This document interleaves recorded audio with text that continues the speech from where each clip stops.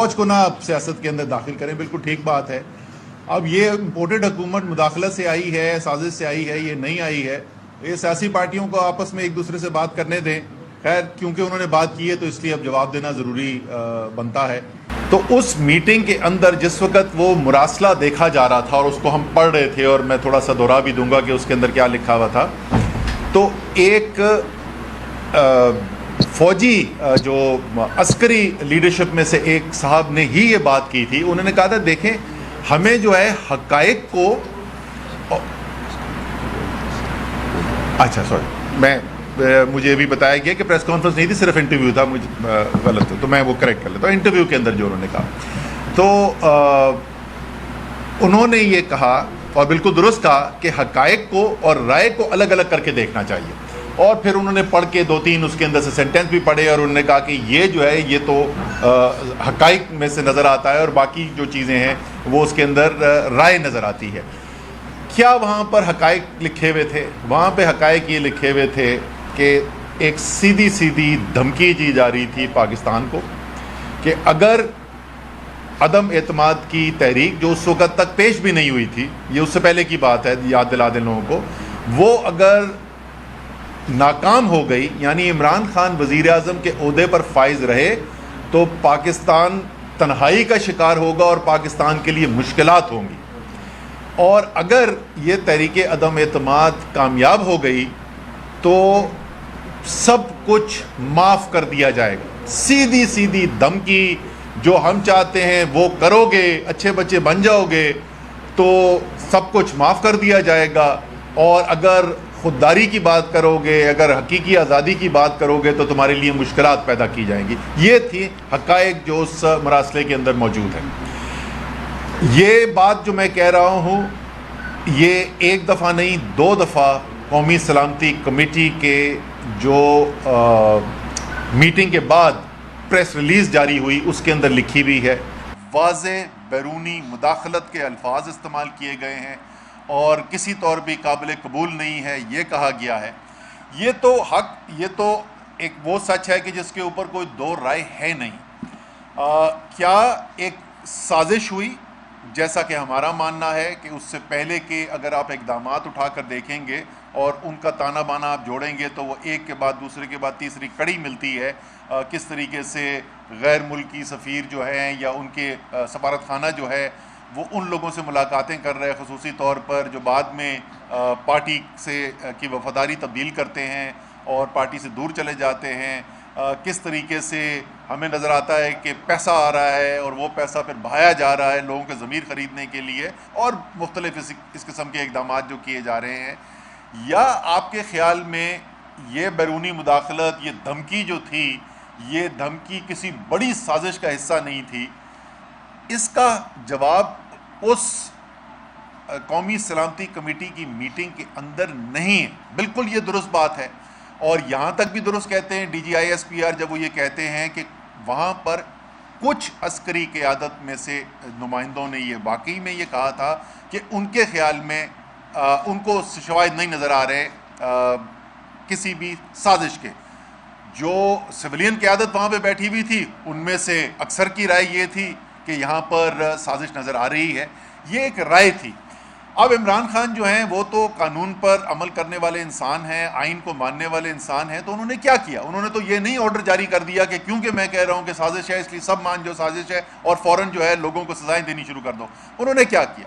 کابینہ میں لے کر آئے، فیصلہ کیا گیا، ایک جوڈیشل کمیشن بنائے۔ خیر اس کے بعد وہ حکومت ہی ایک دو دن کے بعد چلی گئی تھی، وہ نہیں بن سکا، اور ابھی بھی اپیل یہی ہے کہ ایک جوڈیشل کمیشن بنے جس کی اوپن ہیئرنگ ہو، سارا پاکستان دیکھے کہ اس میں کون آ کر کیا بات کر رہا ہے، وہاں پر کیا شواہد سامنے رکھے جا رہے ہیں، اور اس کی بنیاد کے اوپر فیصلہ کیا جائے کہ واقعی میں سازش تھی، اگر سازش تھی تو اس کے اندر کون کون ملوث تھا، اور یہ تمام حقائق قوم کے سامنے آنے۔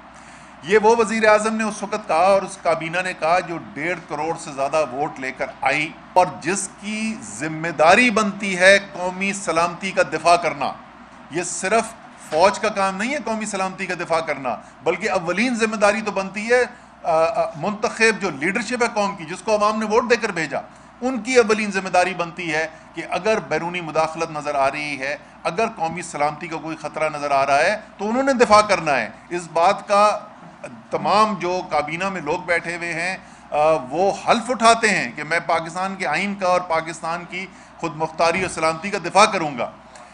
اس کے بعد آپ صدر پاکستان کے اوپر، کل مجھ سے ایک ٹیلی ویژن پروگرام میں کہا کہ انہوں نے کہا جی آپ چیلنج کر رہے ہیں کہ فوج نے کے اداروں نے جو ہے وہ انٹیلیجنس ایجنسیز کہہ رہی ہیں کہ سازش نہیں آ رہی، تو میں نے ایک آئینی حقیقت ان کے سامنے رکھی تھی۔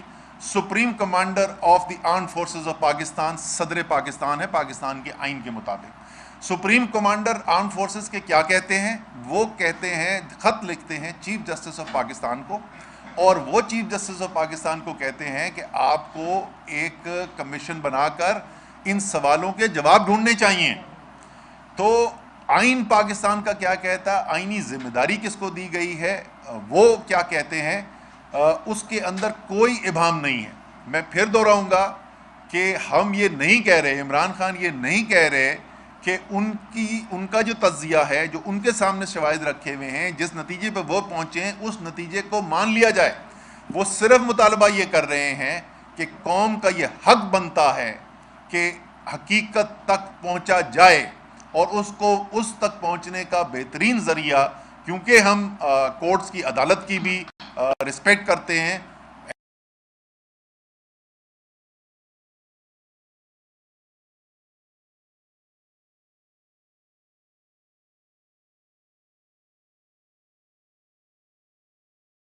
اعلیٰ ترین عدالت سے یہ درخواست کی جا رہی ہے، اور آج یہ فیصلہ ہوا ہے کہ chairman P T I Imran Khan اپنے ایز تحریک انصاف کے چیئرمین کی حیثیت سے چیف جسٹس کو دوبارہ خط لکھیں گے، اس میں اس کا ذکر بھی کریں گے جو صدر نے ان کو خط لکھا ہے، اور ایک دفعہ پھر ان سے یہ ریکویسٹ کی جائے گی کہ آپ ان معاملات کو دیکھیں۔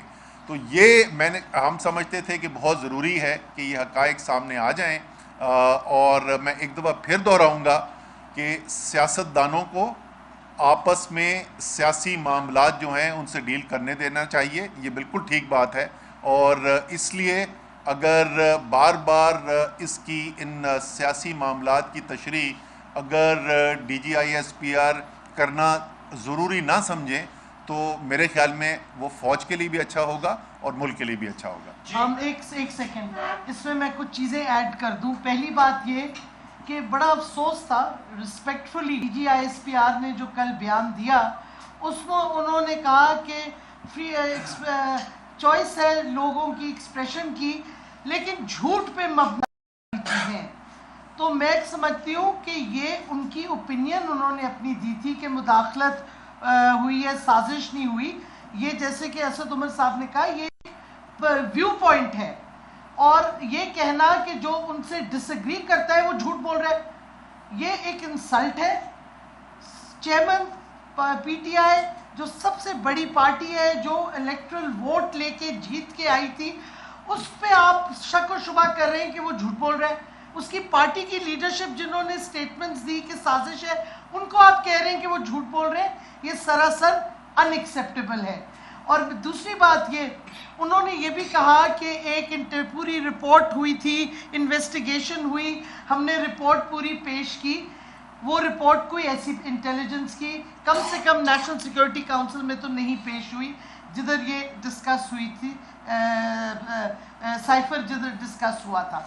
تیسرا سوال جو مین باڈی تو اسد صاحب نے بتا دیا آپ کو، لیکن شروع جو سائفر پہ ایک انفارمیشن ہے وہ اس پہ بھی بہت بڑا سوال ہم نے اٹھایا ہے، ابھی تک ہمیں جواب نہیں ملا۔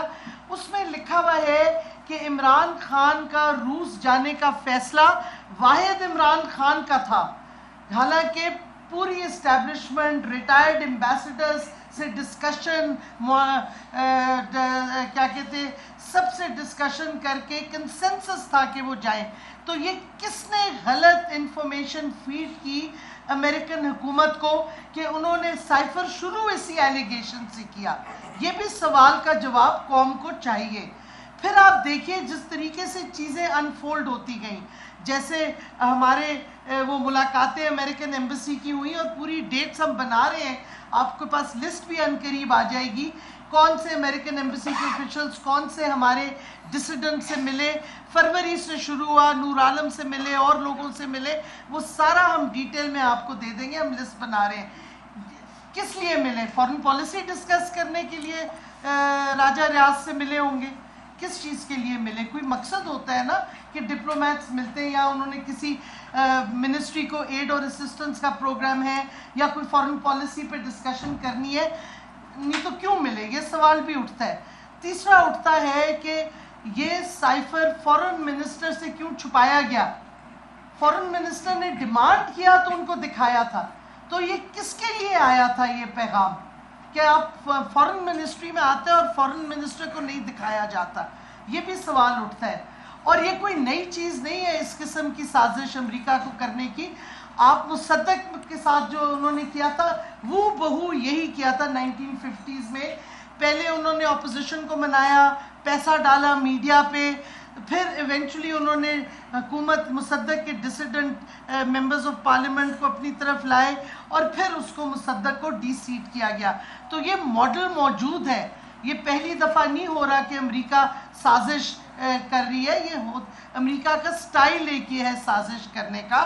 اس واسطے ہم سمجھتے ہیں کہ ٹھیک ہے، ایک طرف سیٹ کے جو فوجی قیادت تھی تقریباً سب نے کہا کہ مداخلت ہے، لیکن جو سویلین الیکٹڈ ممبرز تھے اسی این ایس اے کے، انہوں نے کلیئرلی سمجھا کہ سازش ہے.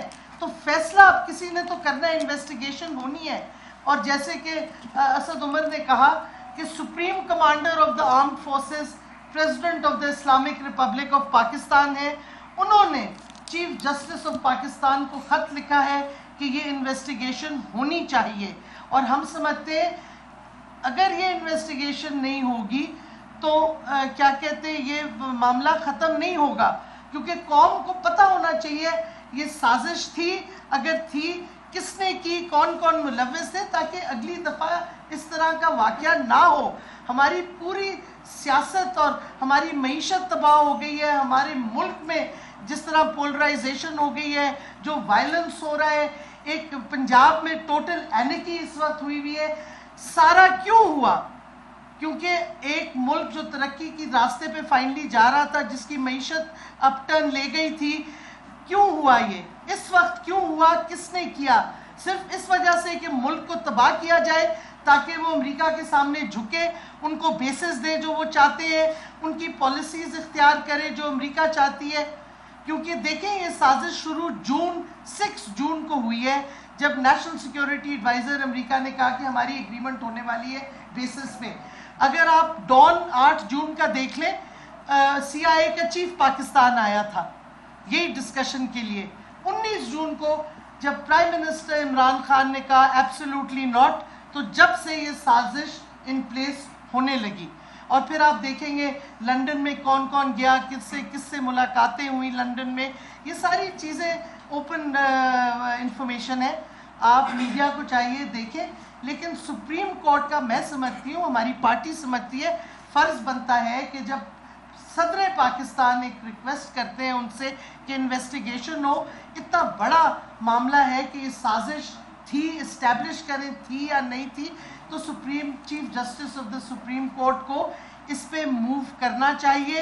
اوپن ہیئرنگز میں جوڈیشل کمیشن بنائے تاکہ دودھ کا دودھ پانی کا پانی ہو جائے، اور واضح طور پہ جو لوگ ملوث تھے مداخلت میں، سازش میں، ان کے نام آگے آ جائیں تاکہ ملک اگلی دفعہ ایسی چیزوں سے بچ کے رہے، اور جو حالات ہمارے ملک میں 2 مہینے میں 2.5 مہینے میں پیدا ہو گئے وہ پھر سے نہ ہوں.